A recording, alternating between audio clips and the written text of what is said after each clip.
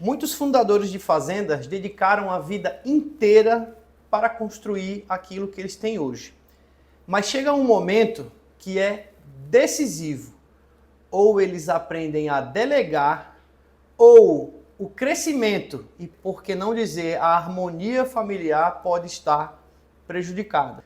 Muitos fundadores de fazendas familiares construíram, trabalhando a vida inteira, o patrimônio que eles têm hoje. E chega um momento em que é decisivo, crucial para o crescimento do negócio. E se ele não entender isso e não agir de acordo, pode comprometer, além da empresa, dos resultados, até a harmonia familiar, que é quando ele tem que aprender a delegar. E aí surge o dilema do patriarca. Aquele cara que construiu tudo, que tudo dependeu da coragem, da ousadia, da inteligência, aquele resultado que veio pelo próprio sacrifício.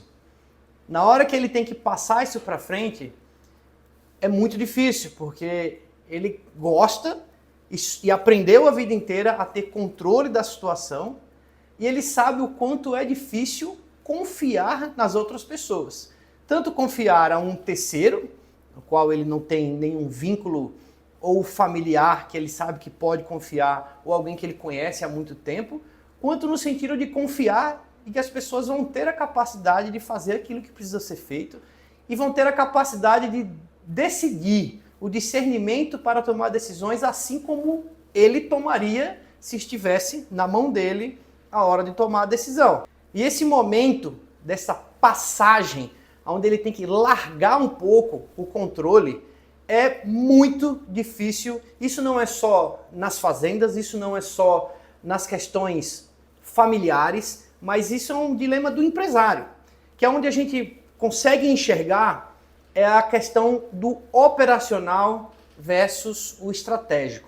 Toda empresa tem 3 ambientes de atuação: o estratégico, o tático e o operacional.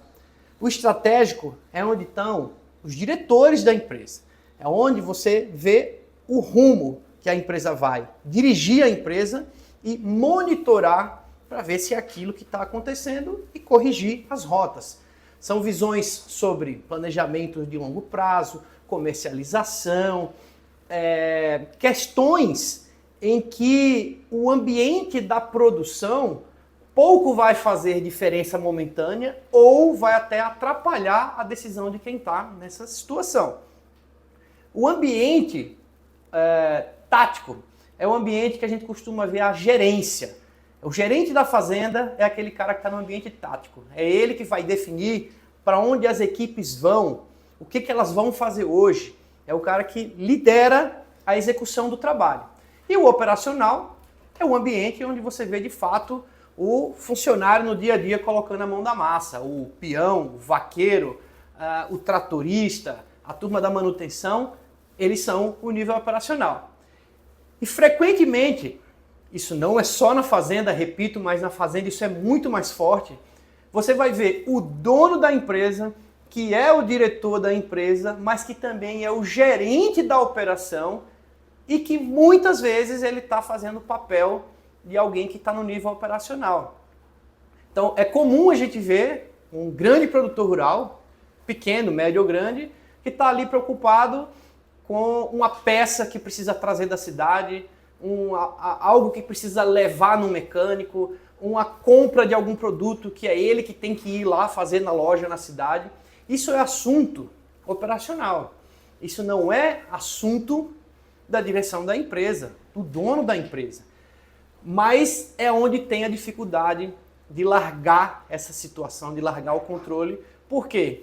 É a questão da confiança e a questão do resultado. É a questão do controle e da confiança. É saber que aquilo vai sair exatamente como ele gostaria que saísse, que vai conseguir pedir o melhor desconto, que vai fazer a melhor resolução, tomar uma ação imediata e que se ele acredita que se ele mandar um funcionário fazer isso, não vai fazer tão bem feito quanto ele faria, não vai ter a mesma capacidade de decidir que ele teria.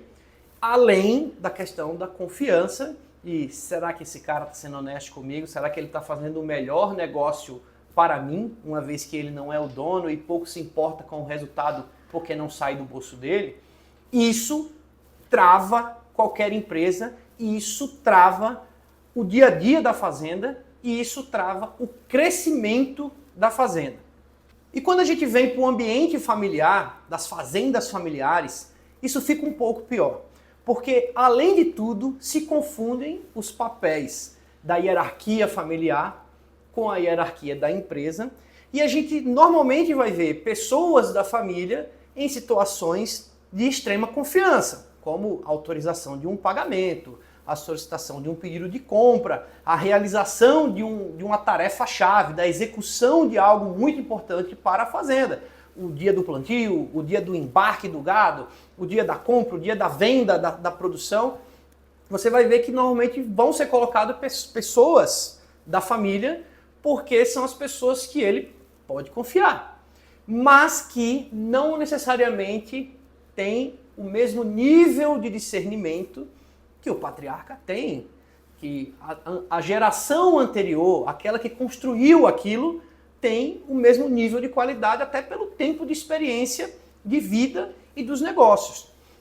Então, trazendo um caso prático para vocês, isso é muito comum dos nossos clientes. A gente trabalha com muitas famílias empresárias, fazendas familiares, em que você tem a geração atual que está na gestão da empresa por volta dos 60, 70 anos, que fisicamente já estão desgastados, psicologicamente cansados da rotina, mas que não conseguem passar o controle de certas situações.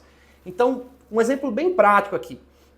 Eles querem que os filhos participem, eles querem que a próxima geração tenha responsabilidades, que tenha alçadas, mas ao mesmo tempo eles não conseguem passar certas responsabilidades para eles. Então, trazendo um caso bem específico aqui, de uma turma ali de 60 para 70 anos, que fala assim, ok, a gente quer que vocês venham, a gente quer que vocês atuem aqui, a gente quer que vocês ajudem, só que a turma de baixo é uma turma extremamente qualificada. É uma turma de 30 para 40 anos que fez vários cursos, formações, engenheiros de produção, engenheiro agrônomo, administradores, economistas. Isso eu estou falando dessa mesma família. Tem 8 ali na turma de baixo, que isso é tudo gente da prateleira de cima. E aí eles fazem, bom, na hora que eles entram no negócio, eles vêm com bastante atitude, com bastante coisas que eles veem, são profissionais de mercado, trabalham mais de 10 anos em outras empresas e eles querem fazer melhorias. E aí eles vêm e falam, pô, é muito bagunçada a forma como eles fazem compras, é muito bagunçado a forma que eles registram as movimentações financeiras, é muito bagunçado o controle dos insumos. Vamos propor aqui uma melhoria, vamos montar um padrão, vamos colocar um software, vamos treinar alguém. E aí isso esbarra no cara que está em cima, que é o pai, que é o tio, que é o avô às vezes, e que ele muitas vezes, primeiro, por não entender a forma digital de agir, mas muitas vezes porque ali ele vai perder o controle da situação. Ele sempre entendeu e sempre agiu diferente. E agora vem uma mudança. E agora vem uma mudança que moderniza o processo. E ele fica inseguro com aquilo. E aquilo gera conflito. Então, nesse caso específico, eu vou dar bem o exemplo do que está acontecendo, que é em relação à questão da gestão administrativa da empresa, que precisa ter processos, protocolos e, bem especificamente, os processos de pagamento. Então, a empresa tem que pagar os funcionários, certo? Isso é bem óbvio. Hoje em dia, qualquer um, eu, você, todo mundo que está aí no mercado, sabe que a coisa mais fácil do mundo é você cadastrar o Pix de todos os funcionários e fazer um pagamento, fazer uma transferência digital para a pessoa. Pois acredite se quiser, a turma ainda tem resistência a isso e no fim das contas, O pagamento ainda é feito pelo cara mais velho de 70 anos que não aguenta mais a encheção de saco, mas que ele tem que ir lá, olhar de um por um e autorizar se paga ou não, assinar cheque, porque eles têm bastante diaristas, né? Numa época do ano de colheita de safra, eles contratam bastante diaristas e eles, por não buscar essa otimização, não ver como prioridade, aceitam que o cara diga assim, olha, eu não recebo Pix, não tenho conta e só recebo o pagamento em dinheiro. E aí eles ficam correndo atrás de pagar o cara em dinheiro ou, quando não paga em dinheiro, em assinar cheque, passar cheque para o cara descontar lá no banco. Quanto tempo que se perde todos os meses, na semana que eles fazem o pagamento, assinando cheque para um monte de gente, fazendo manualmente, tirando dinheiro num banco, trazendo dinheiro para depositar em outro, eles ainda fazem isso. E aí a gente entende que tem uma resistência, por quê? Porque sou eu que sempre fiz isso, eu que sei se tem dinheiro, se não tem, aonde que vai ter o dinheiro, e é difícil para eles dizer que agora todos os pagamentos estão na mão desta nova pessoa, que é o responsável pelo financeiro, pelo administrativo, que é uma pessoa da nova geração. Não, vai fazendo aí eles deixam fazer os pagamentos menores, os pagamentos dos funcionários que são registrados, aqueles que já são os mensalistas, né? Que é só isso, entrar lá no banco e apertar o OK, cadastrar os números que vão sair, os PIX para onde vão o dinheiro, e dar o OK. É feito em 30 minutos o pagamento de todos os funcionários. Mas e os outros pagamentos? Ainda tem que passar por eles. Então, o pagamento das grandes contas, né? A compra de gado, a compra de adubo, o pagamento dos arrendamentos. Então, esses grandes números, eles ainda concentram esses pagamentos nessa figura do diretor administrativo, que é um cara de 70 anos.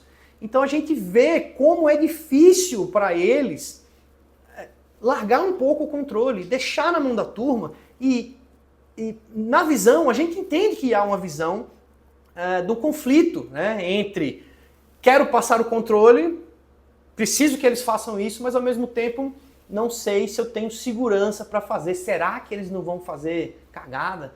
Será que no dia que precisa fazer eles vão estar aqui para fazer ou vão estar passeando na praia? Ainda tem isso. E a gente entende que isso é real. Então aqui agora vai caminhos possíveis para solucionar esse problema.